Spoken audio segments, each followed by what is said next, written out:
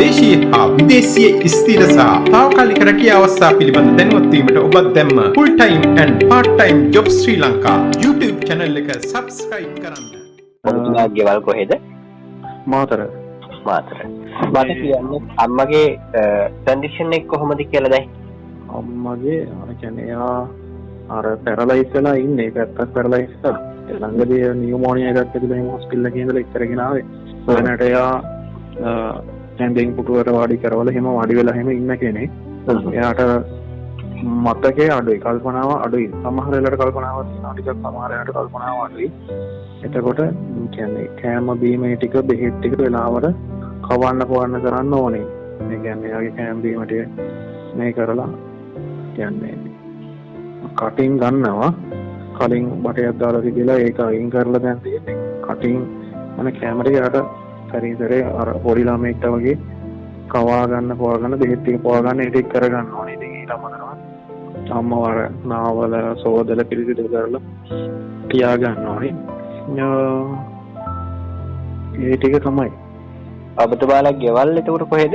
ගෙවල් දික්කල්ලේ, මාතර දික්කල්ලේ.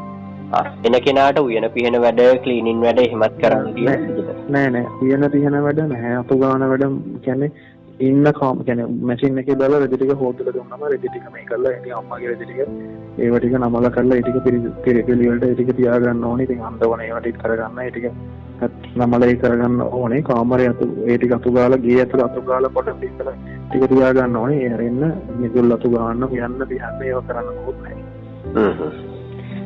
ගෙදර ඉන්නේ එතකොට මේ අම්මා ඇර වෙන කට්ටිය ඉන්නවද? ඔව් මම ඉන්නවා, තව ඥාති අල්ලි කෙනෙක් ඉන්නවා. ආනට උයන පිහන වැඩ එතකොට කවුද කරන්නේ? උයන වැඩ ටික අපි කරගන්නවා. අපි කරලා අම්මගේ කෑම ටික හදලා දෙනවා. එන කෙනාට කෑම දෙනවා. එයාට ඉන්න වෙනම රූම් එකක් තියෙනවද නැත්නම් අම්මගේ රූම් එකේ? නෑ අම්මගේ රූම් එකේ අම්ම ගාව ඉන්න ඕනේ රැට. බෙඩ් එකක් දාලා තියෙනවා. දාලා තියෙන්නේ. වැටුප කීයක් දෙන්න බලාපොරොත්තු වෙනවද?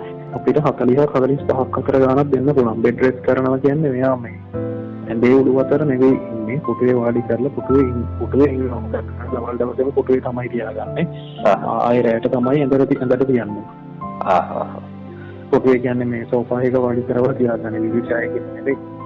මම එහෙමනම් 45 කියන එක දාන්නම්. මොකද සාමාන්‍යයෙන් 40කට එන ප්‍රවණතාවය අඩුයි. හරි. එතකොට නිමාඩු කොහොමද දෙන්න බලාපොරොත්තු වෙන්නේ?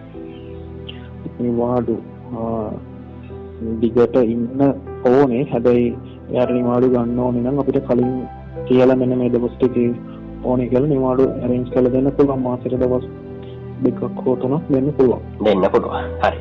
මම බලන්නම් බොහෝ දුරට ඔය මාතර අවටින්ම කෙනෙක් arrange කරලා දෙන්න. ඒතොර අර යන්නේ එකත් පහසුයිනේ. රැකියා අදාළත්ව පිළිබඳව මුලින්ම දැන ගැනීමට අපේ YouTube channel එක subscribe කරන්න.